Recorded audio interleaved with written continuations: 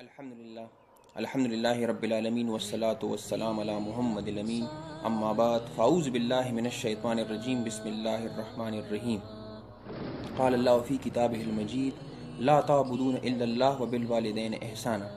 اللہ تعالیٰ فرماتے ہیں لا تعبدون الا اللہ وبالوالدین احسانا، کہ اللہ تعالیٰ کے سوا کسی اور کی عبادت نہیں کرنی، وبالوالدین احسانا، اور اپنے والدین کے ساتھ احسان کا معاملہ کرنا ہے، ان کے ساتھ شفقت کا معاملہ کرنا ہے۔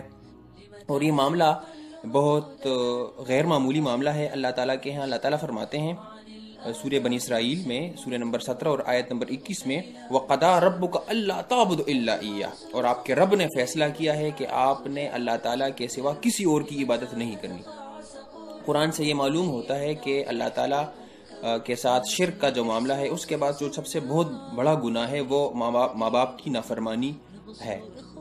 تو یہاں اللہ تعالیٰ فرماتے ہیں وَقَضَىٰ رَبُّكَ أَلَّا تَعْبُدُوا إِلَّا إِيَّاهُ، آپ کے رب نے فیصلہ کیا ہے کہ آپ نے اللہ تعالیٰ کے سوا کسی اور کی عبادت نہیں کرنی، إِلَّا إِيَّاهُ، مگر اس کی کرنی ہے۔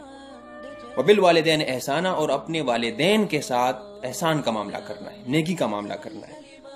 اِمَّا يَبْلُغَنَّ عِندَكَ الْكِبَرَ أَحَدُهُمَا أَوْ كِلَاهُمَا، اور اگر آپ کی موجودگی میں، آپ کی زندگی میں ان میں سے کوئی ایک یا دونوں بڑھاپے میں پہنچ جائے فَلَا تَقُلْ لَهُمَا أُفٍّ، تو ان کو اف تک مت کہیں۔ یہ اللہ تعالیٰ نے کتنی خوبصورت بات بتائی ہے کہ ان کے سامنے آپ نے اف تک نہیں کرنی۔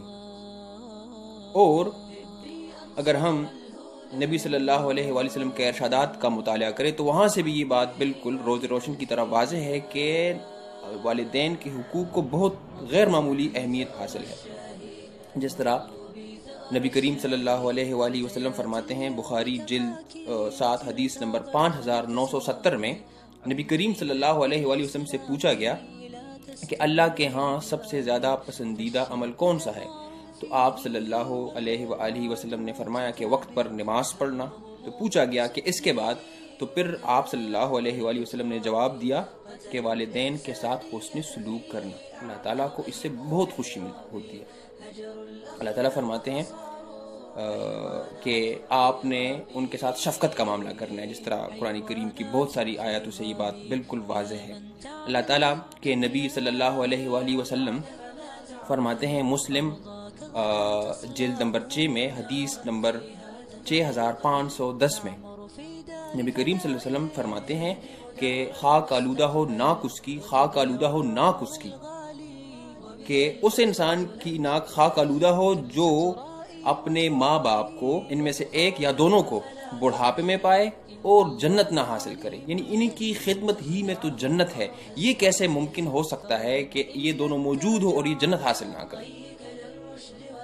اور یعنی والدین کے علاوہ نبی کریم صلی اللہ علیہ وسلم فرماتے ہیں مسلم جلد 6 حدیث نمبر 6513 میں کہ یہ بھی نیکی ہے، مسلم فرماتے ہیں کہ یہ بھی نیکی ہے کہ لڑکا اپنے باپ کے دوستوں کے ساتھ بھی اچھا سلوک کرے۔ اور اس کے علاوہ نبی کریم صلی اللہ علیہ وسلم فرماتے ہیں ابن ماجہ جلد 2 اور حدیث نمبر 1457 میں کہ باپ جنت کا درمیانی دروازہ ہے، اب تیرا جی چاہے تو اسے قائم رکھ اور جی چاہے تو گرا دے۔